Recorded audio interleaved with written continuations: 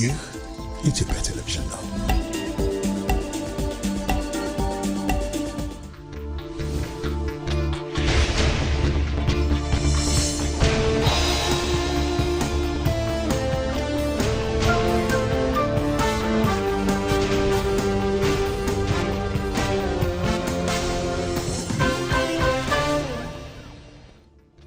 ጤና ይስጥልኝ እንደምናመሻችሁ የተከበራችሁ ተመልካቾቻችን፣ 2 ሰዓት ሆኗል። ከኢትዮጵያ ቴሌቪዥን የኢቲቪ 57 ዜናዎቻችን ቀጥሏል። አበይት ዜናዎቹን አስቀድማለሁ።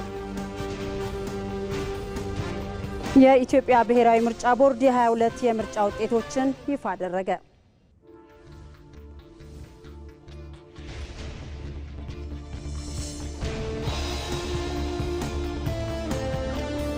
ኢትዮጵያ ብሔራዊ ጥቅሞቿን ለማስከበርና ዓለም አቀፍ ተደማጭነቷን ለማጉላት ጠንካራ ሀገረ መንግስትና የማይዋዥቅ ኢኮኖሚን መገንባት ላይ ትኩረት አድርጋለች።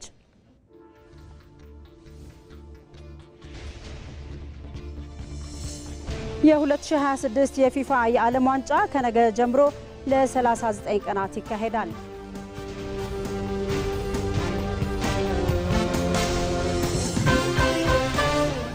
ከኢቲቪ 57 ዜናዎች ጋር አልጋነሽ ተካ ነኝ። አብራችን ቆዩ።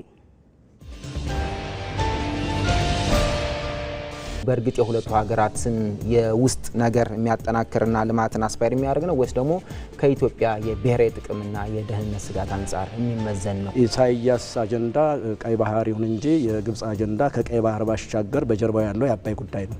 የግብጽን ጥቅም ለማስጠበቅ አስመራ በኤርትራ ህዝብ ጫንቃ ላይ የተቀመጠ መንግስት ምን አገባን ብለን የራሳቸው ጉዳይ ነው ብለን ምንተው ነው ወይ? የኢትዮጵያን አጀንዳ ማስጣልና በኢትዮጵያ ጥቅም ላይ መቆም ነው። ይሄ ሀገር ኢትዮጵያ በቀይ ባህር ላይ ጥቅም የላትም ተዋሳኝ ሀገር ስላልሆነች ማለት ምንም አይነት የሞራል የተግባርም አቅም አለው ብያለሁ። ነውር ጌጡ የሆኑ ደግሞ የውስጥ ኃይሎችንም እየተመለከተ ነው። ለዚህ ሀገር እንዴት ሰው ተላላቂ ሆናል? የጎበዝ አለቃ ናቸው እንጂ የመንግስት መሪ እኮ አይደሉም።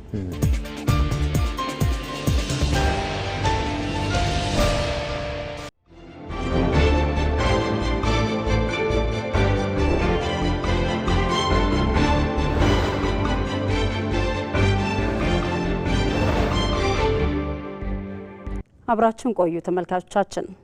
የኢትዮጵያ ብሔራዊ ምርጫ ቦርድ 22 የምርጫ ውጤቶችን ይፋ አደረገ።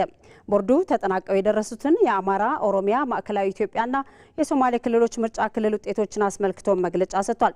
በዚህም መሰረት ብልጽግና ፓርቲ በሶማሌ ክልል 7 የክልል ምክር ቤት መቀመጫዎችንና በኦሮሚያ ክልል 27 የክልል ምክር ቤት መቀመጫዎችን ሲያሸንፍ ኦብነግ ደግሞ በሶማሌ ክልል 1 የክልል ምክር ቤት መቀመጫን አሸንፏል። ብልጽግና ፓርቲ 11 የሕዝብ ተወካዮች ምክር ቤት መቀመጫዎችን በአማራ፣ በኦሮሚያና በማዕከላዊ ኢትዮጵያ ክልሎች ማሸነፉን የኢትዮጵያ ብሔራዊ ምርጫ ቦርድ በመግለጫው አመላክቷል። መግለጫውን የተከታተለው ባልደረባችን ሙሉ ግርማ የተጨማሪ መረጃዎችን ሊያደርሰን በቀጥታ መስመራችን ላይ አግኝተናል። ሙሉ እንዴት አምሽተሃል? እስቲ የኢትዮጵያ ብሔራዊ ምርጫ ቦርድ በመግለጫው ያነሳቸው አሁናዊ መረጃዎች ምን ይመስላሉ? መልካም አልጋነሽ፣ በዛሬው ዕለት የኢትዮጵያ ብሔራዊ ምርጫ ቦርድ አሁናዊ መረጃዎችን በጋዜጣዊ መግለጫ ሰጥቷል። እንግዲህ እንደሚታወቀው ግንቦት 24 2018 ዓ.ም በተካሄደው 7ኛው ጠቅላላ ምርጫ ላይ እንግዲህ በኢትዮጵያ ከፍተኛ የሚባል የህዝብ ተሳትፎ የታየበት ምርጫ ነው። እንግዲህ ግንቦት 24 በተካሄደው የህዝብ አጠቃላይ በነበረው የድምጽ አሰጣጥ ሂደቱ እንግዲህ ከማግስቱ ጀምሮ በምርጫ ጣቢያዎች በሚገኙት ከ50 ሺህ በላይ በሚገኙ ምርጫ ጣቢያዎች ላይ እንግዲህ የድምጽ አሰጣጥ ሂደቱ እንግዲህ መደረጉም የሚታወስ ነውና ከማግስት ጀምሮ ቆጠራ በማካሄድ ውጤቱም በዛው በምርጫ ጣቢያዎች መለጠፉ የሚታወስ ነው። ከዛ በኋላ እንግዲህ የምርጫ ጣቢያዎቹ ደግሞ አጠቃላይ ውጤታቸውን ለማዳመር ወደ ምርጫ ክልል በመውሰድ እንግዲህ እስከ ቅርብ ጊዜ ድረስ እንግዲህ በምርጫ ክልሎች ላይ ደግሞ ውጤቶቹ የምርጫ ጣቢያዎቹ የማዳመር ስራ ተደርጎ ይፋ ሲደረግም ነበረ። በምርጫ ክልሎቹ አጠቃላይ እንግዲህ በኢትዮጵያ የተካሄደው በ1139 የምርጫ ክልል ነው። እነዚህ ምርጫ ክልሎች ደግሞ ለህዝብ ተወካዮች ምክር ቤትና ለክልል ምክር ቤት እንዲሁም ደግሞ ለአዲስ አበባና ለድሬዳዋ እንግዲህ ከተማ አስተዳደር ምክር ቤቶች ጭምር እየተካሄደ ነው። እንግዲህ አሁናዊ ባለው መረጃ መሰረት በዚህ በ1139 የክልልና የህዝብ ተወካዮች ምክር ቤት ውስጥ 1008ቱ የሚሆኑት ወደ ማዕከል ማረጋገጫ መምጣታቸው ነው በዛሬው ዕለት ቦርዱ ይፋ ያደረገው። ቀሪዎቹ እንግዲህ 131 የሚሆኑ ምርጫ ክልሎች ብቻ ናቸው የሚቀሩት። አንድ ብቻ ቀብሪ በያ የሚገኝ የምርጫ ክልል ውጤት ያላደረገ ነው። በተለያዩ ችግሮች ምክንያት ርቀት ባለው እና እንዲሁም ደግሞ በምርጫ ጣቢያዎች እንግዲህ ምክንያት እስካሁን አንድ ብቻ ነው የቀረው። እንግዲህ ባለው አጠቃላይ በዛሬው ዕለት በተሰጠው ሌላኛው እንግዲህ መግለጫ ላይ 120 የሚደርሱ የምርጫ ክልሎች ላይ የፖለቲካ ፓርቲዎችና የግል እጩዎች ቅሬታ እንዳቀረቡባቸው ነው። ከዚህ ቀደም እንደሚታወሰው የኢትዮጵያ ብሔራዊ ምርጫ ቦርድም ይህንን ለመፍታት የህግ ባለሙያዎች ጉባኤም ማቋቋሙ የሚታወስ ነውና ይህ የህግ ባለሙያዎቹ ደግሞ እነዚህን ቅሬታዎች በማጣራት እንግዲህ ለቦርዱ እንግዲህ አጠቃላይ የሚያቀርብና ቦርዱም ደግሞ በእነዚህ ቅሬታ በቀረበባቸው ውሳኔውን እንደሚያሳልፍ የተገለጸው። በዛሬው ዕለት እንግዲህ ሌላኛው በትናንት በነበረው መግለጫ 24 የሚሆኑ የምርጫ ክልሎች ውጤታቸው ይፋ መደረጉም የሚታወስ ነው። በዛሬው ዕለትም እንግዲህ ቦርዱ አረጋግጦ ያጸደቃቸውን 22 የምርጫ ክልሎች ነው ይፋ ያደረገው። ከትናንቱና ጋር ሲዳመርም ወደ 46 የምርጫ ክልሎችን ይፋ ማድረግ የተቻለበት ነው። በዛሬው ዕለትም ካሉት 22 የምርጫ ክልሎች ውስጥ በአማራ 1 የህዝብ ተወካዮች፣ በሶማሌ 2 የክልል ምክር ቤት የምርጫ ክልሎች፣ በማዕከላዊ ኢትዮጵያ 3 የህዝብ ተወካዮች የምርጫ ክልልና እንዲሁም ደግሞ በኦሮሚያ በሚገኙ 7 የህዝብ ተወካዮች የምርጫ ክልልና 9 ደግሞ የክልል ምክር ቤቶች ናቸው። እንግዲህ ባለው ሂደትም በሶማሌ ክልል ላይ በነበሩት 2 የክልል ምርጫ ክልሎች ውስጥ በ4 ነው ያላቸው እያንዳንዱ የምርጫ ክልል ላይ ለክልል ምክር ቤት መቀመጫ በአንዱ ብቻ ኦብነግ ሲያስተንፍ ሌሎቹ 7ቱ ከሁለቱ የክልል ምክር ቤቶች እንግዲህ ብልጽግና ያሸነፈበት ነው። እንግዲህ ከነበሩትም በአጠቃላይ 11 የምርጫ ክልሎቹ የህዝብ ተወካዮች ምክር ቤት ናቸው። 11ዱንም እንግዲህ ብልጽግና ያሸነፈበትን ነው እንግዲህ በዛሬው ዕለት ይፋ የተደረገው። ሌሎቹ ደግሞ በኦሮሚያ ክልል ላይ በተካሄዱት 9 የምርጫ ክልሎች ላይ ደግሞ ወደ 27 የሚሆኑ ወንበሮች ናቸው ያሉት። ሙሉን እንግዲህ የብልጽግና ፓርቲ ማሸነፉም ይፋ የተደረገበት ነው። እንግዲህ እንደሚታወቀው በአዋጁ መሰረት በ10 ቀናት ጊዜ ውስጥ የኢትዮጵያ ብሔራዊ ምርጫ ቦርድ ውጤቶችን ይፋ ማድረግ እንደሚገባው ይታወቃልና በተለያዩ ችግሮች ምክንያት እንግዲህ ወደ ኋላ የተጓተቱ በመኖሩ ምክንያት እንግዲህ ከስር አዋጁ በሚፈቅድለት መልኩ እንግዲህ የምርጫ ክልል ውጤቶችን የተረጋገጡትን በማጽደቅ ይፋ እያደረገ ነው የሚገኘውና እንግዲህ ከትናንት ጀምሮ መጀመሩ ይታወቃል። በዛሬው ዕለት የሚቀጥል ነው። እንግዲህ በቀጣይም ከስር የምርጫ ክልል ውጤቶችን ይፋ እንደሚያደርግ ነው የሚጠበቀው። አልጋነሽ አመሰግናለሁ። ሙሉ መልካም ምሽት ይሁንልህ። ወደ ሌሎች ዜናዎች እንሻገራለን። የፌዴራል ሸሪዓ ፍርድ ቤቶች ማሻሻያ ረቂቅ አዋጅ እስከ ሰበር ሰሚ ችሎት ለማቋቋም የሚያስችል መፍትሄ ማካተቱ ተገለጸ። በሕዝብ ተወካዮች ምክር ቤት የሕግና ፍትህ ጉዳዮች ቋሚ ኮሚቴ የፌዴራል ሸሪዓ ፍርድ ቤት ማሻሻያ ረቂቅ አዋጅ ላይ ይፋዊ የህዝብ ውይይት አካሂዷል። የማሻሻያ ረቂቅ አዋጁ በፌዴራል ሸሪዓ ፍርድ ቤቶች የሚስተዋሉ የመልካም አስተዳደርና የአገልግሎት አሰጣጥ ችግሮችን በዘላቂነት ለመፍታት የሚያስችል መሆኑም ተገልጿል። የአጥኚ ቡድንና የህግ አርቃቂ ኮሚቴ ሰብሳቢ ዳኛ መሐመድ አህመድ አዋጁን ለማሻሻል ሰፊ ጥናት መደረጉን ገልጸው የተለያዩ ሀገራትን ተሞክሮ በመነሻነት መመልከታቸውንም ጠቁመዋል። ረቂቅ አዋጁ የፌዴራል ሸሪዓ ፍርድ ቤት ሰበር ሰሚ ችሎትን ለማቋቋም የፍርድ ቤቶችን የአገልግሎት ተደራሽነት ለማስፋትና የዳኞች አስተዳደር ጉባኤ እንዲኖር ያስችላል። የጋብቻ፣ የፍቺ፣ የውርስ ማጣራትና የሀብት ክፍፍል ጉዳዮች በማሻሻያ ረቂቅ አዋጁ ላይ ተካተዋል። የቋሚ ኮሚቴው ሰብሳቢ ወይዘሮ ጸገነት መንግስቱ የማሻሻያ ረቂቅ አዋጁ የፍትህ ስርዓቱን በማሻሻል ረገድ የጎላ ፋይዳ እንደሚኖረውና መድረኩም ተጨማሪ ግብዓት የተገኘበት መሆኑን ተናግረዋል። የማሻሻያ ረቂቅ አዋጁ ከ25 ዓመታት በላይ ሳይሻሻል የቆየውን የፌዴራል ሸሪዓ ፍርድ ቤቶች ማቋቋሚያ አዋጅ ሙሉ ለሙሉ ይተካል። ዘገባው የባልደረባችን ሞላ አለማየሁ ነው። የመሬት ባለ ይዞታ የሆኑ አርሶና አርብቶ አደሮችን ተጠቃሚ የሚያደርግ የግብርና ቢዝነስ ኩባንያ ረቂቅ አዋጅ የአስረጂ መድረክ ተካሂዷል። በሕዝብ ተወካዮች ምክር ቤት የግብርና ጉዳዮች ቋሚ ኮሚቴ በተከናወነው አስረጂ መድረኩ ረቂቅ በግብርና ስራ የተሰማሩ አነስተኛ ገበሬዎችን ውጤታማ ያደርጋል። የግብርናና የገጠር ልማት ፖሊሲውንም ሆነ የሀገር በቀል ኢኮኖሚ ማሻሻያው ዋነኛ ትኩረትም የኢትዮጵያ ግብርና ከፍጆታ ተኮር አመራረት ተላቆ ገበሬዎች ዘመናዊ ቴክኖሎጂዎችን ግብዓትን እየተጠቀሙ ምርታማነትና ጥራትን በማሳደግ የምግብ ዋስትናን ማረጋገጥ ላይ ያተኮረ ነው። ይህንኑ ለማገዝም ረቂቁ ጉልህ ሚና እንዳለው በሕዝብ ተወካዮች ምክር ቤት የግብርና ጉዳዮች ቋሚ ኮሚቴ ሰብሳቢ ሰለሞን ላሌ ገልጸዋል። ምርት ጨመረ፣ ገቢ ጨመረ፣ በዛው መቆየት የለበትም። ተጨማሪ ሌላ ስትራቴጂ መቀየስ ግድ ነው እንደ መንግስት ከሚል የተነሳ ነው። ይሄ ዋናው ነገር። ለምን ቻሌንጅ ገጠመው አርሶ አደሩ ወደ ውጪ አደገ። ሲያድግ ፕሮሰስ አድርጎ ወደ ውጪ አቮካዶን ለመሸጥ ሲሞክር ህጋዊ ፍቃድ የለውም፣ በግ አልተደገፈም። የግድ ፍቃድ ወዳለው ወደ ባለሀብት ጥገኛ መሆኑ ግድ ነው። የውጭ ምንዛሪውን ቀጥታ እሱ ማግኘት ሲገባ ባለሀብቱ ሼር አደረገበት ማለት ነው። ስለዚህ አርሶ አደሩን ካፓሲቴት ለማድረግ መደራደርም ህጋዊ እውቅና ኖሮት መደራደርም እንዲችል አቅም እንዲኖረው ምርቱንም ማሳደግ እንዲችል ያሳደገውን ምርት ፕሮሰስ ማድረግ እንዲችል በጋራ ተደራጅቶ በዘመናዊ ቴክኖሎጂ ተደግፎ ተወዳዳሪ እንዲችልና አገርን እንዲጠቅም ራሱ እንዲጠቅም ለማድረግ የሚደግፍ ህግ ነው በቃ በዋናነት። የቋሚ ኮሚቴው ሰብሳቢ አክለውም ከለውጥ ወዲህ በተከናወነው የኩታ ገጠም ግብርና ሰፊ ውጤት መገኘቱንም ጠቅሰዋል። ከለውጥ ወዲህ እንደምናውቀው የኩታ ገጠም እርሻ ስራ ጀምረናል።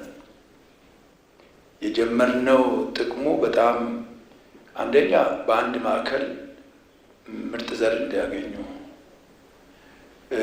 ሁለተኛ የገበያ አማራጭ እንዲያገኙ፣ ሌሎች ግብአቶችን እንዲያገኙ። ይሄ ብቻ አይደለም፣ ገበያም በቂ ገበያ እንዲያገኙ የሚረዳ ሆኖ ተገኝቷል ነው። ተጨባጭ ነው፣ በቃ አይተነዋል። እድገቱን እኛ የተከበራቸው የቋሚ ኮሚቴ አባላት ያው ከመነሻው ጀምረን ስንመራ ስንከታተል 2014 ላይ ትዝ ይላችሁ እንደሆነ ኩታ ገጠም 4.7 ሚሊዮን ሄክታር ነበረ። ያውም የ9 ወር ነው ማነሳው የ9 ወሩ ማለት ነው። የአሁኑን የ9 ወር ስለምንወስድ ነው ስላላለቀ አመቱ 4.7 ሚሊዮን ሄክታር የ9 ወሩ የነበረው በአሁኑ ጊዜ በ9 ወሩ 12.6 ሚሊዮን ሄክታር ደርሷል። ልዩነቱ ወደ 8.9 ሚሊዮን ሄክታር በኩታ ገጠም ታርሶ አንደኛ ምርት አደገ፣ ምርት ጨመረ። በዛው ልክ በእንስሳት በፖልተሪም በዴይሪም የተሰማራው በኩታ ገጠም የተሻለ ውጤት አመጣ። በሰብልም በሆርቲካልቸርም እንደዛው። ወደ ዝርዝር ዘገባዎች እንሻገራለን። ኢትዮጵያ ብሔራዊ ጥቅሞቿን ለማስከበርና ዓለም አቀፍ ተደማጭነቷን ለማጉላት ጠንካራ ሀገረ መንግስትና የማይዋዥቅ ኢኮኖሚ መገንባት ላይ ትኩረቷን አድርጋለች። ሀገራዊ ሉዓላዊነትን በማስጠበቅ ምጣኔ ሀብታዊ ብልጽግናን በማሳካትና ፖለቲካዊ አቅምን በማጎልበት ረገድ ኢትዮጵያ ባለፉት ዓመታት የመጣችበት የዲፕሎማሲ መንገድ ምን መልክ አለው? ተከታዩ የሮዛ መኮንን ትንታኔ መልሱን ይዟል። ለአንድ ሀገር ህልውና የጦር መሳሪያ ብቻውን ዋስትና ሊሆን ይችላል? በፍጹም። ይልቁኑ ዲፕሎማሲያዊ ጦርነትን የመከላከያ ጋሻ፣ ሰላምን የማስፈኛ ድልድይና የኢኮኖሚ እድገትን የማፋጠኛ ዋነኛ ሞተር ነው። ዲፕሎማሲ የሀገርን ብሔራዊ ጥቅም ሉዓላዊነትና ክብር ሳያስደፍሩ የጋራ ተጠቃሚነትን የማረጋገጥ ረቂቅ የፖለቲካ ጥበብ ነው። የጥበብ የውስጥ ጥንካሬ ለውጭ ዲፕሎማሲ ስኬት በሚል ጽኑ መርህ ላይ ካልተገነባ ዋጋውን ያጣል። ሀገራት የጂኦፖለቲካዊ ተጽዕኖን ለመፍጠር የውጭ ቀጥታ ኢንቨስትመንትን ለመሳብና በብዙ ወገን ተደማጭ ለመሆን ዲፕሎማሲን በተግባራዊ መንገድ ይጠቀሙበታል። ነገር ግን ጥያቄው ይሄ ነው። አንዱ ሀገር በዓለም መድረክ ላይ አንገቱን ቀና አድርጎ ሲደራደር ሌላው ለምን የዲፕሎማሲ ኩስመና ይገጥመዋል? ቆይታችን ይህን ይመልሰዋል።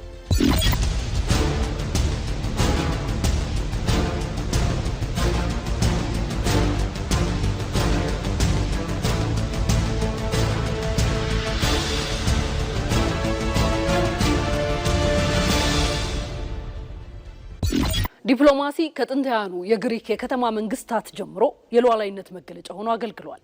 በ20ኛው ክፍለ ዘመን ደግሞ የባለ ብዙ ወገን ወይም የመልቲላተራሊዝም አዲስ ምዕራፍ ተካቶበታል። የጥቁር ህዝቦች የነጻነት ተምሳሌት የሆነችው ኢትዮጵያ በዚህ ታሪካዊ ጉዞ ውስጥ በምሳሌነት የሚጠቀስ የራሷን አሻራ ስታሳርፍ ዘልቃለች። ኢትዮጵያ በሊግ ኦፍ ኔሽን መድረክ ላይ ሉዓላዊነት መርህ እንዲከበር ድምጿን ያሰማች የተባበሩት መንግስታት መስራችና በታላላቅ ዓለም አቀፍ ተቋማት ተሳትፎ የምታደርግ የአፍሪካ ሞገስ ናት። የቀድሞው የአፍሪካ አንድነት ድርጅትም ሆነ ያሁኑ የአፍሪካ ህብረት እንዲመሰረትና መቀመጫውን በዋና ከተማዋ አዲስ አበባ እንዲሆን በማድረግም የፓን አፍሪካኒዝም ኮከብነቷን አሳይታለች። ይህ ታሪካዊ ዳራ ሀገራችን በዓለም አቀፍ መድረክ ያላትን የዲፕሎማሲ አቅም በግልጽ ያሳያል። ለመሆኑ ሀገራት ዲፕሎማሲን እንዴት ይጠቀሙበታል? እስኪ የሀገራትን ተሞክሮ በጥቅሉ ፈጠን ብለን እንመልከታቸው። የቻይና ዲፕሎማሲ በኢኮኖሚ ትብብር ላይ ያተኩራል። በዚህም በአፍሪካና በእስያ ሰፊ የመሰረተ ልማት ቁጥጥርና የፖለቲካ ተሰሚነትን ማግኘት ችላለች። የኳታር ዲፕሎማሲ ደግሞ አስታራቂነት ላይ አጽንኦት ይሰጣል። ኃይል በማይፈልገው ገር ዲፕሎማሲ ተጠቅማ በዓለም አቀፍ ግጭቶች ውስጥ የማይተካ ሚና በመጫወት የደህንነት ዋስትናዋን በማረጋገጥ ላይ ትገኛለች። ለዚህም ቀዳሚ ጉልበቷ ሚዲያ ሲሆን የስፖርትና የባህል ልውውጥም መሳሪያዎቿ ናቸው። ግብጽ ከሜዲትራኒያን እስከ ቀይ ባህር ሀያል ሆና ለመውጣት የውሃ ፖለቲካን እንደ ሽፋን ትጠቀማለች። ይሁንና በሐሰት መሰረት ላይ የተቃኙ አስመሳይ ግንኙነቶች የጊዜ ጉዳይ ካልሆነ በቀር መጋለጣቸው ስለማይቀር ቀውስ ውስጥ ይጥላሉ። የዚህ ምልክት ደግሞ በግብጽ መታየት ጀምሯል። ጥናቶች የዲፕሎማሲ ውድቀት ወይም ኩስመና ምንጮችን በሶስት ከፍለው ያስቀምጣሉ። አንደኛው የውስጥ አቅምና የኢኮኖሚ መዳከም ነው። በእርዳታ ላይ የተደገፈ ሀገር በድርድር መድረክ ላይ የራሱን አቋም በነጻነት ማንጸባረቅ ያዳግተዋል። የለጋሾቹን ፊት አይቶ ለመፍረድ ይገደዳል። ሁለተኛው የእውቀትና የባለሙያ እጥረት ነው። ሹመቶች በብቃት ሳይሆን በፖለቲካ ታማኝነት ብቻ ሲሰጡ ዲፕሎማሲው ይከሽፋል። ሶስተኛው ካላችሁኝ ከዘመኑ ዓለም አቀፍ እውነታ ጋር አለመራመድ ነው። ባሮጌ የርዕዮተ ዓለም ክርክር ላይ ብቻ ተጠምዶ መቅረት ለዚህ አንዱ ማሳያ ነው።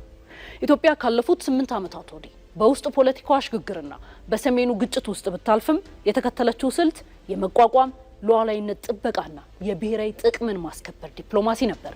በዚህ አካሄዶች ውስጥ ካስመዘገበችው መድረኮች አንዱ የታላቁ የኢትዮጵያ ህዳሴ ግድብ የዲፕሎማሲ ድል ነው።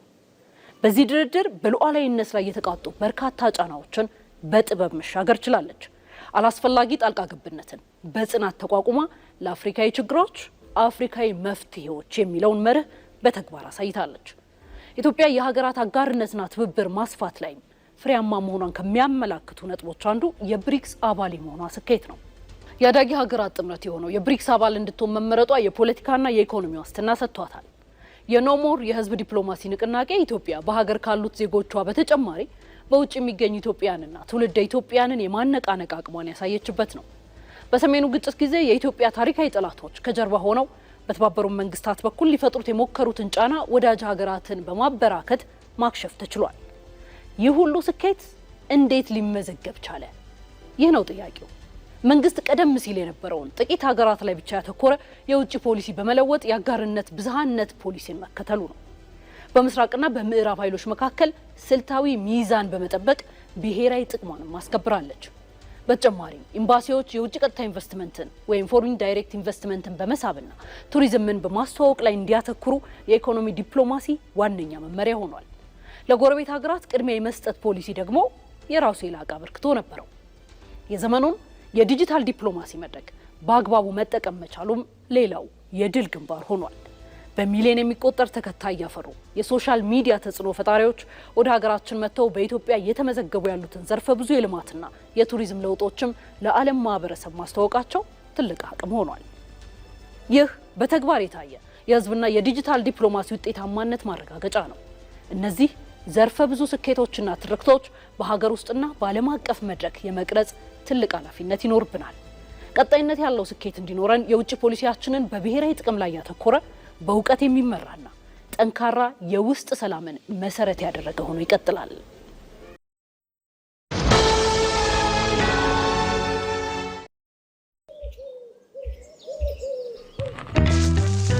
ቆይ አንዴ እንዳትሄድ ጠብቀኝ።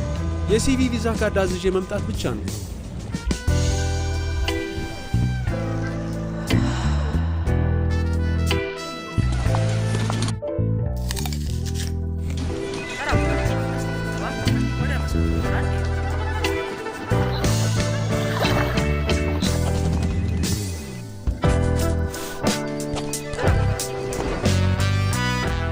ባንኮ በመዳፉ በያዙት ስልኮ ቤቶ ድረስ ከተፍ ይላል። ሰላም ጤና ይስጥልኝ። በማንኛውም ሰዓት በተመቸው ቀን ባሉበት ሆነው የኢትዮጵያ ንግድ ባንክን ቪዛ ካርዶን በስልኮ ማዘዝ ይችላሉ። የሲቢ ሞባይል ባንኪንግ መተግበሪያውን ይክፈቱ። ባንኪንግ የሚለውን ይክፈቱ። ቪዛ ካርድ ሰርቪስ የሚለውን ይምረጡ። ይፈልጉ ምትክ ወይም አዲስ መጠየቅ፣ የካርዶን አይነትና የሚወስዱበትን ቅርንጫፍ መርጠው ያረጋግጡ። ባንክ የሚመጡት ካርዶን ለመውሰድ ብቻ ነው። አሁኑኑ ያመልክቱ። በፍጥነት ካርዶን ይውሰዱ። የኢትዮጵያ ንግድ ባንክ፣ ሁሌም የሚተማመኑበት ባንክ። ከኢትዮጵያ ቴሌቪዥን ኢቲቪ 57 ዜናዎቻችን አሁንም ቀጥለዋል። የሀገራዊ ምክክር ኮሚሽን ብሔራዊ ምክክር የሚደረግበትን ቀን የፊታችን አርብ ይፋ ያደርጋል። ኢትዮጵያውያንም በምክክሩ ከተቃርኖ ወደ ውይይት፣ ከመጠራጠር ወደ መደማመጥ የሚደረገውን ጉዞ እምነት ጥለውበታል። መቅደላዊት ደረጀ ዝርዝር አላት። ኢትዮጵያ የዲሞክራሲ ስርዓቷን ለማጽናት የውይይት መድረክ ከፍታ ወደ ማገባደጃው ደርሳለች። በመደማመጥ በመከባበርና በጋራ መግባባት ላይ የተመሰረተች ሀገርን ለመገንባት ተስፋ የተጣለበት ሀገራዊ ምክክር ኮሚሽን በርካታ ተግባራትን አከናውኖ የመጨረሻው ምክክር መባቻ ላይ ደርሷል። በየደረጃው ያሉ ሂደቶችን አልፎም ለሲቪክ ማህበራት፣ ለወጣቶችና ሴቶች ተወካዮች፣ ለምሁራንና ለፖለቲካ ፓርቲዎች የአጀንዳ ቀረጻና ግብአት ማሰባሰቢያ መድረኮች ተካሂደዋል። በኮሚሽኑ የ4 ዓመት ከ3 ወር የስራ ሂደት ላይ የፖለቲካ ፓርቲዎች አስተዋጽኦአቸው ከፍተኛ ነበር። ምክንያታዊ ምክክር ለማድረግም ተሳትፏቸው ሊጠናከር ይገባል። የኢትዮጵያ ፖለቲካ ፓርቲዎች ያው ስንቋቋም በጣም ጥቂት ነበሩ ሙሉ ድጋፋቸውን የሰጡት። ግን በሂደት እነሱን ሙሉ በሙሉ በማሳተፍ ያ ብቻ ሳይሆን ምን ያህል ትራንስፓረንት ወይም ግልጽ መሆናችንን እንዲያውቁ አማካሪ ኮሚቴዎቻችን ውስጥ 3 የተቃዋሚ ወይም ተፎካካሪ ፖለቲካ ፓርቲ መሪዎችንም በፍላጎታቸው ጭምር በማስገባት ስራዎቻችንን ግልጽ በሆነ መንገድ እንዲያዩበት እንዲሄዱበት በማድረግ ስራችንንም ከየፖለቲካ ፓርቲዎቻቸው ጋር እንዲያገናኙት እንዲያያይዙትን በማድረግ ያለውን ተአማኒነት ከጊዜ ወደ ጊዜ በመጨመር እንዳያችሁት በአሁኑ ሰዓት እጅግ በርካታ ፖለቲካ ፓርቲዎች ከጥቂቶቹ በስተቀር አብረውን በመስራት ላይ ይገኛሉ። ዋናውና ትልቁ ስራ በእነኚህ በተሰበሰቡ አጀንዳዎች ዙሪያ ምክንያታዊ ሆኖ መመካከርን ነው የሚፈልገውና በምክንያታዊ የሆነ ምክክር እንዲካሄድ አስፈላጊውን የሆነ ዝግጅት ከወዲሁ በማድረግ ለተከታዮቻቸው አስፈላጊውን ምክረ ሀሳብ እንዲሰጡና ክትትል እንዲያደርጉ በዚህ አጋጣሚ ጥሬን አቅርቤያለሁ። ኢትዮጵያና ኢትዮጵያውያን ለዘመናት ሲያከራክሯቸው የነበሩ ጉዳዮችን በአንድ የሀገራዊ መድረክ ቀርበው እንዲመከሩባቸው ሲወስኑ ያኔ አሸናፊ ሆነዋል። አሁን ላይ ከተቃርኖ ወደ ውይይት፣ ከመጠራጠር ወደ መደማመጥ ለመሸጋገር የምዕራፉ መጨረሻ ተቃርቧል። ህዝቡም በምክክሩ ያለውን እምነት አረጋግጧል። አረብቲ ሄደናል። አፋር ውስጥ የአረብቲ አርብቶ አደሮች ያሉንን እናውቃለን። ጂንካ ሄደናል። ሰላማጎ ሄደናል። እዛ ያሉ አርብቶ አደር እናቶች የነገሩንን እናውቃለን። ሪካርድድ ነው። ስለዚህ ህዝቦቻችን በሄድንባቸው ቦታዎች ሁሉ አርብቶ አደር ይሁኑ አርሶ አደር የሚነግሩን ነገር ቢኖር አንደኛ ሰላም እንፈልጋለን። ይሄ በጣም ወሳኙ ነገር ነው። ሁለተኛ በዚህ በሀገር ግንባታው ሂደት ላይ ብዙ የተንሻፈፉ ጉዳዮች አሉ። በተለይ በመልካም አስተዳደር ላይ ጥያቄዎች አሏቸው። እንዳልኩሽ በሰላም ላይ በጣም በርካታ የሆኑ ጥያቄዎች አሉ እና ሌሎችም በርካታ ጥያቄዎች አሉ ዘርዝሬ የማልጨርሳቸውና እነኚህን ጥያቄዎቻችንን ሊፈቱልን የሚቻለው በነፍጥ ሳይሆን በመነጋገር እንደሆነ ገብቶናል። መመካከር ጀምረናል። ስለዚህ እዚህ ላይ ልታግዙን ይገባል የሚል ጥያቄዎች ያቀረቡ ነውና በህዝቦቻችን ላይ ሙሉ እምነት አለን። እኛም ህዝቦቻችን በእኛ ላይ ሙሉ እምነት እንዳላቸው እርግጠኞች ነን። እውነተኛና ምክንያታዊ ምክክር በሰከነ መንፈስ ለመግባባት ዝግጁ የሆነ የልቦና ውቅር ያሻዋል። ለዚህም ተመካካሪዎች ዝግጁ የሆኑ ዘንድ የፊታችን አርብ ዋናው ብሔራዊ ምክክር የሚደረግበት ቁርጥ ቀን ይፋ የሚደረግ ይሆናል። በሚሊዮኖች የሚቆጠሩ ኢትዮጵያውያንን በአንድ ልብ ያስተባበረው የአረንጓዴ አሻራ መርሃ ግብር የአፈር መሸርሸርን በመከላከል አርሶ አደሩን ተጠቃሚ እያደረገው ይገኛል። በመርሃ ግብሩም ለፍራፍሬ ትኩረት የተሰጠ በመሆኑ የምግብ ዋስትናን ከማረጋገጥ አልፎ ለሀገር ኢኮኖሚ የራሱን ድርሻ እየተወጣ ይገኛል። አለሜልፉ ዝርዝር አላት።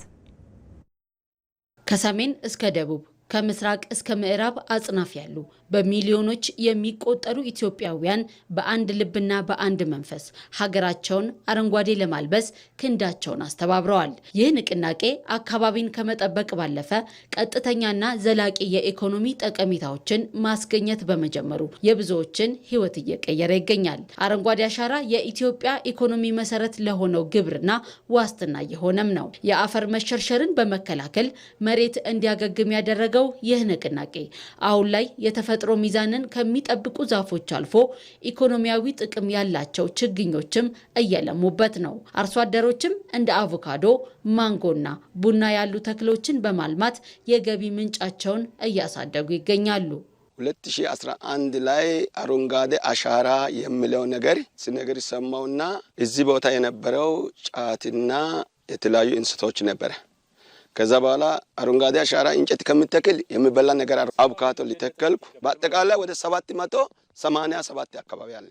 በአመት 2 ጊዜ ደርሳል። በኩንታል ይሸጣለሁ፣ በኪሎ ይሸጣለሁ። ይርጋለም ኢንዱስትሪ ፓርክ ይወስዳለሁ። እዚህም መጥተው ይገዛሉ።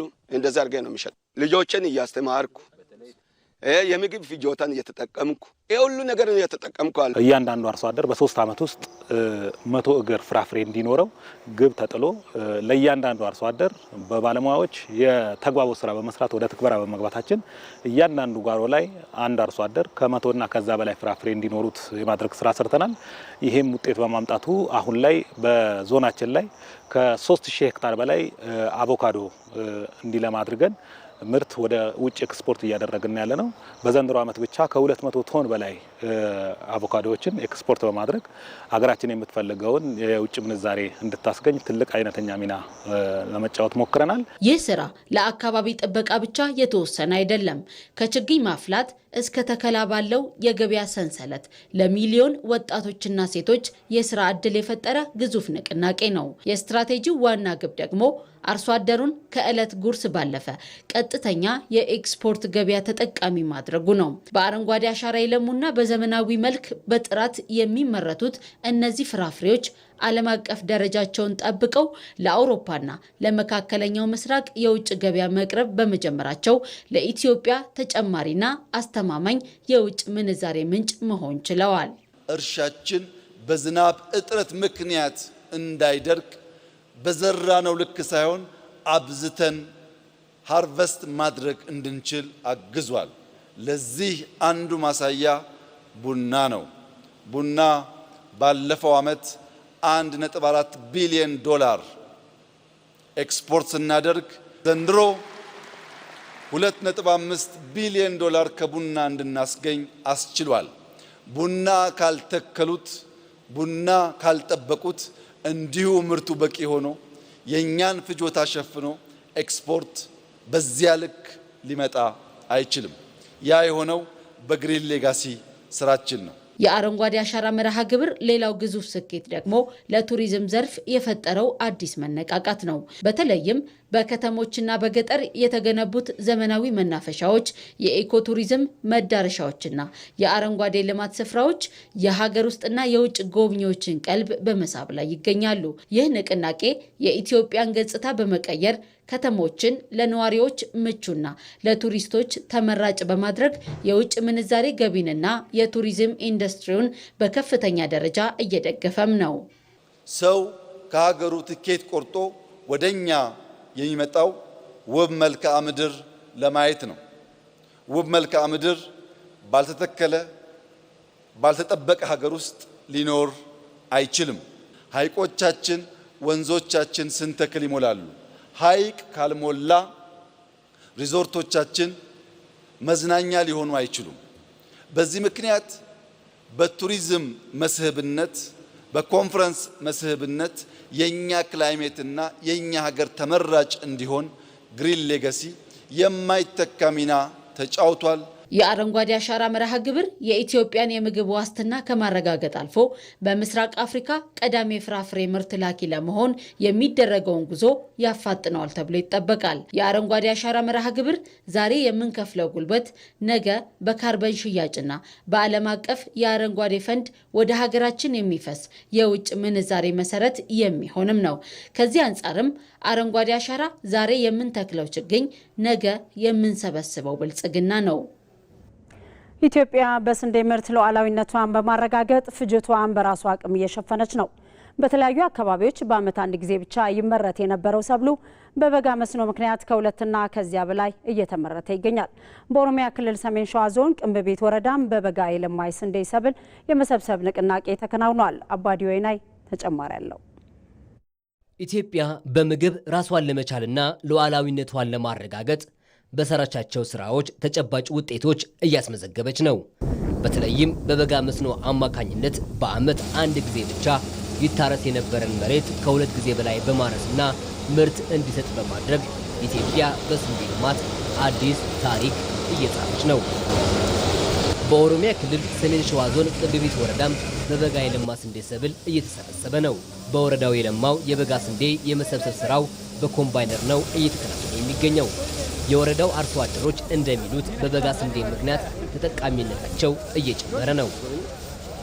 ዝናብ ካልመጣ በስተቀር አናለማም፣ ምንም ልማት የለም።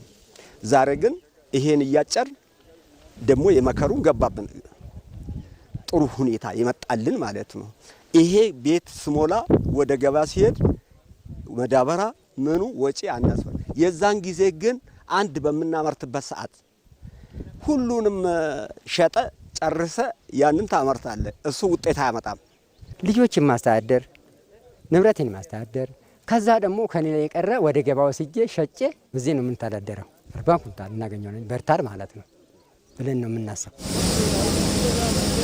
በወረዳው በተከናወነው የበጋ ስንዴ ምርት አሰባሰብ ንቅናቄ የተገኙት የኦሮሚያ ክልል ምክትል ርዕሰ መስተዳድር አወሉ አብዲ በክልሉ የበጋ ስንዴ ልማት በስፋት ተግባራዊ መደረጉን አንስተዋል። ምርትና ምርታማነትን በመጨመር በምግብ ምርት ራስን በመቻል የአገር ሉዓላዊነትን የተሟላ ልናደርግ ይገባል ከሚል እሳቤ ነው የሚነሳው ማለት ነው።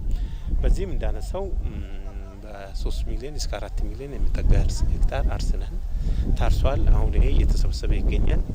ይሄ አንደኛ በምግብ 4 ግቦች ነው የተቀመጠው። አንዱ በምግብ ምርት ራሳችን ከመቻል አንጻር አርሶ አደሮቻችን ክረምት ከበጋ እያረሱ በቂ ምርት እንዲያገኙ፣ በዚህም ደግሞ በቂ ምግብ እንዲያገኙ፣ በዚህም ደግሞ በቤተሰብ ደረጃ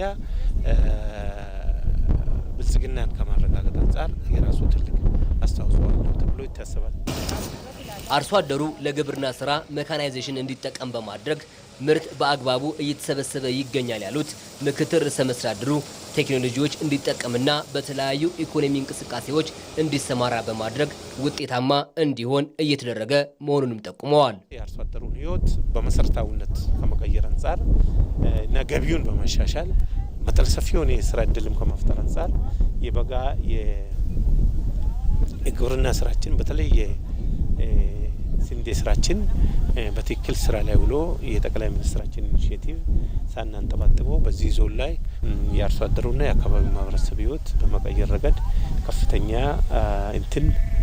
ለውጥ እየመጣ ያለበት ሁኔታ ነው። በኦሮሚያ ክልል በሁሉም ወቅቶች ለማምረት እየተሰራ ሲሆን በበጋ ወቅት ስንዴን ጨምሮ በርካታ ሰብሎች እንዲመረቱ እየተደረጉ ይገኛል።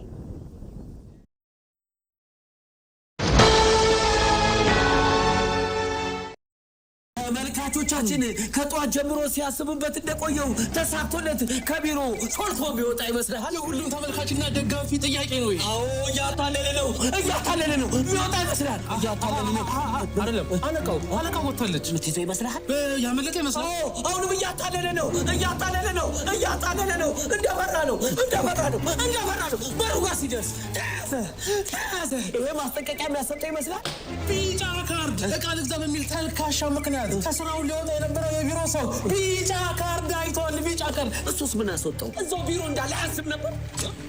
ቢሮ እያለን ያልከው? አዎ መቼም በዚህ ጊዜ ቴሌብር ማይጠቀም የለም። አዎ ቴሌብር ላይ በሚገኘው ዘመን ገበያ የሚያስፈልገው ማንኛውንም አይነት ነገር ቢሮ ድረስ ሸምቶ በቀላሉ ማድረስ ይችላሉ እኮ።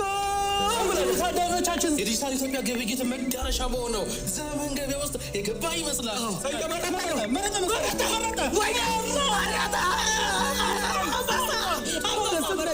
ይሄንን ቀሚስ ባይገዛ ኖሮ አልቆለት ነበር።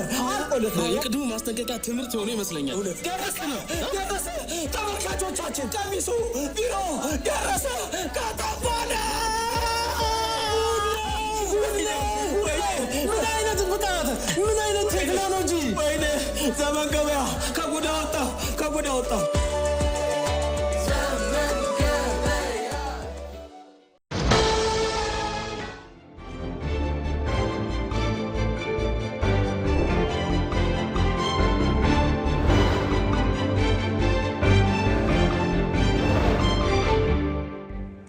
የቲቪ 57 ዜናዎች ቀጥለዋል። የአንድ ሀገር ምርጫ ሰላማዊና ዴሞክራሲያዊ ሆኖ መጠናቀቅ ስልጣንን ከማደላደል በላይ የሚያስተላልፈው ትልቅ መልእክት አለው። በተለይም እንደ ኢትዮጵያ ባሉ ውስብስብ ቀጠናዊ ሀገራዊ ፈተናዎች በተደቀኑባቸው ሀገራት ምርጫ ሰላማዊ የስልጣን ሽግግር መሳሪያ ብቻ ሳይሆን ከሀገር ሕልውና ጀርባ የተሸረቡ ስልታዊ ሴራዎችን ማክሸፊያ ጋሻም ጭምር ነው። ነጻነት ፍቅሩ ተጨማሪ አላት።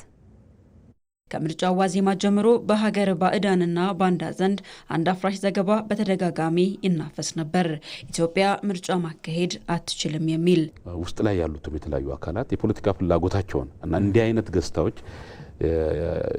አላስፈላጊ ያሰሉትን ፖለቲካ ፍላጎት አያሳካልኝም ብለው ለሚያምኑ አካላት በተጨባጭ የኢትዮጵያውያን ስስ ብልት የቱ ጋር እንደሆነ የሰሩበት ጊዜ ነው ብለን እናምናለን። ይህ አካሄድ ዝም ብሎ የመጣ ሳይሆን በራሱ ደካማ በቀላሉ የሚናወጥና በውጭ ኃይሎች ፍላጎት ስር የሚሽከረከር ታዛዥ ስርዓት ለመፍጠር ታልሞ የተነደፈ ስልታዊ አካሄድ እንጂ የምንኖርበት ቀጠና ጣጣውንም ጭምር ኢትዮጵያ አንከር ስቴት ናት። በአፍሪካ ሁለተኛው ከፍተኛ ቁጥር ያዝነን እንደዚህ በምናርግ እንደዚህ በምንሰራቸው ስራዎች እሰይ ማሻላ ማርያም እንዳለ ሁላ የኛ ቀና ማለት አላግባብ አስልተው ዝቅ ላሉ ብለው የሚሉ ኃይሎች በኢትዮጵያ ውስጥ ጠላቶች የቀርቡ ነው አንተ ውስጥ ያለው አካል የበለጠ ቅር እንዲል ስራ ይሰሩብሃል። ከሰፈር ነው የሚያነሱብህ። ሰፈር ላይ ማለት ነው ያስፍተው ይነግሩሃል፣ ይደግፈዋል፣ ፍሬም ያደርጉልሃል እንጂ ቀጥታ አይገቡብህም። ነገር ግን ሚሊዮኖች ኢትዮጵያውያን በነቂስ ወጥተው የሰጡት ድምጽ ታሪኩን በሌላ ምዕራፍ ጻፈው። የህዝባዊ ተሳትፎ ለሚመራው አካል ጠንካራና የማይናወጥ የፖለቲካ ህጋዊነትን አጎናጽፏል። ይህ የህዝብ ቁርጠኝነትና ውሳኔ ኢትዮጵያን ለውጭ ኃይሎች መጫወቻ ለማድረግ የተነደፈውን ሴራ ሙሉ በሙሉ ያከሸፈ ጭምር ሆኗል። ዛሬ ላይ ደግሞ የሚፈለግላት የነበረው ትርምስ ነበረ። ኢትዮጵያ እንድትተራመስ ኢትዮጵያ በዲሞክራሲያዊ መንገድ መንግስቷን መርጣ ሀገር ራሷን እንድትመራ አይፈለግላትም ነበር። ያን የማይፈልጉ አካላት እስካሁን ድረስ እጃቸው ረጅም ነው፣ እጃቸውን አስገብተዋል። ግን እጃቸው ይቆረጣል። ወደፊትም ቢሆን ኢትዮጵያ ይሄንን አረጋግጣለች። የኢትዮጵያ ህዝብ በአንድነት ወጥቶ አሸንፏል፣ አክሽፎታል። ይሄን የውጭ ጫና ግመሉ ወደፊት ይሄዳል፣ ይራመዳል። ውሾች ግን ከስሩ ይንጫጫሉ፣ ምንም አያደርጉትም፣ አይነክሱትም።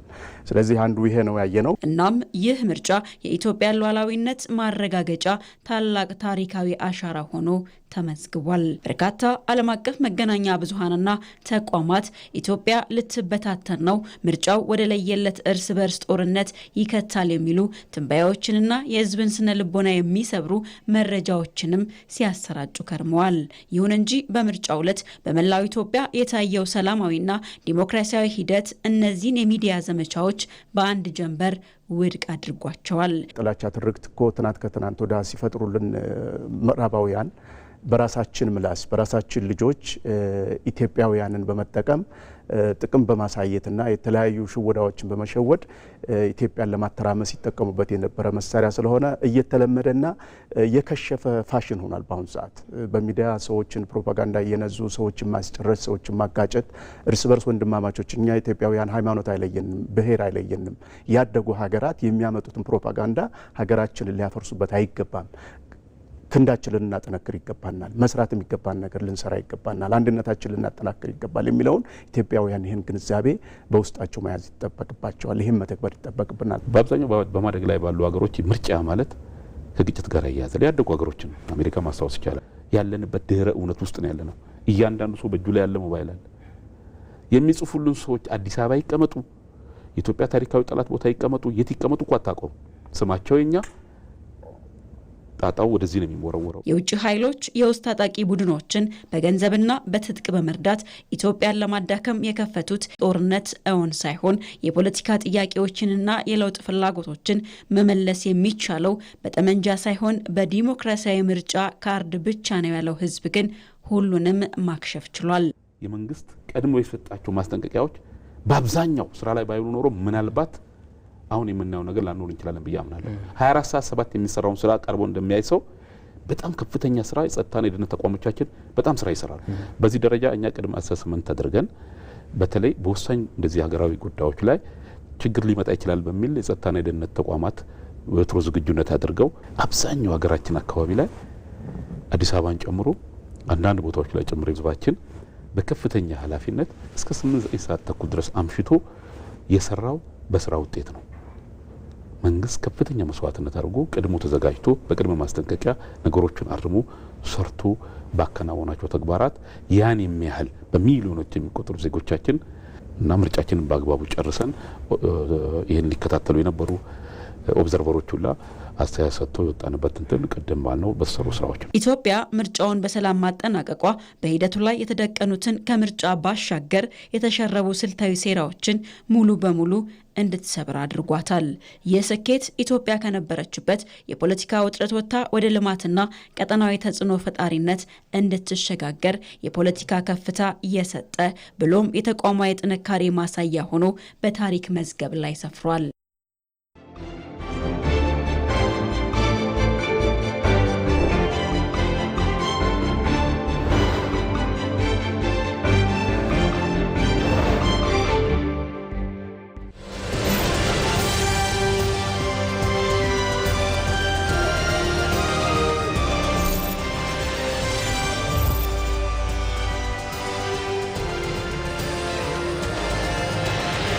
የነገዋን ኢትዮጵያ የሚቀይሩ ባለድንቅ አምሮ ወጣቶች ወደ መድረክ መጥተዋል።